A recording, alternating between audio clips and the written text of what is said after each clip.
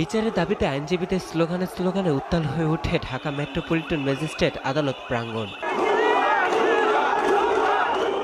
স্বৈরাচার শেখ হাসিনার বেসরকারি শিল্প ও বিনিয়োগ বিষয়ক উপদেষ্টা সালমান এফ রহমান এবং সাবেক আইনমন্ত্রী আনিসুল হককে দেখার সাথে সাথে বিক্ষুব্ধ জনতা ছুটতে থাকেন ডিম, দেখানো হয় জুতা ও ঝাড়ু। আদালত প্রাঙ্গণ জুড়ে ছিল আইনশৃঙ্খলা বাহিনীর কঠোর নিরাপত্তার বলয়। এরপর দুই আসামিকে তোলা হয় আদালতে।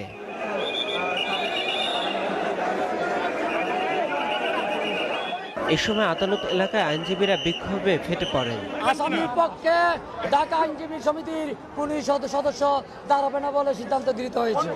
ছাত্র জনতার এই গণঅভ্যুত্থানের এই গণঅভ্যুত্থানকে এরা ধ্বংস করতে চেয়েছিল। এরা দেশের শত্রু, এরা জাতির শত্রু, এরা শিশু কিশোরের রক্তের উপরে দাঁড়িয়ে দেশ শাসন করতে চেয়েছিল। আসামি পক্ষের কোনো আইনজীবী দাঁড়ায়নি।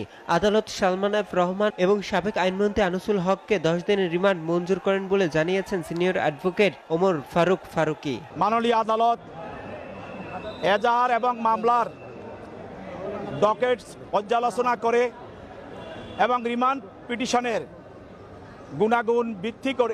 গুণাগুণের উপরে ভিত্তি করে এই আসামিদের বিরুদ্ধে 10 দিনের রিমান্ড মঞ্জুর করেন। এ সময় গণহত্যাকারী শেখ হাসিনাকে দ্রুত দেশে এনে মৃত্যুদণ্ড কার্যকর করার দাবি জানান বিক্ষুব্ধরা।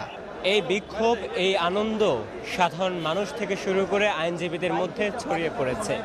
এক এক করে ধরা পড়ছে এই অপরাধীরা। এই অপরাধীদের পক্ষে কোনো আইনজীবীও থাকছে না। ইসমাইল সর্দার, এসিটিভি, ঢাকা।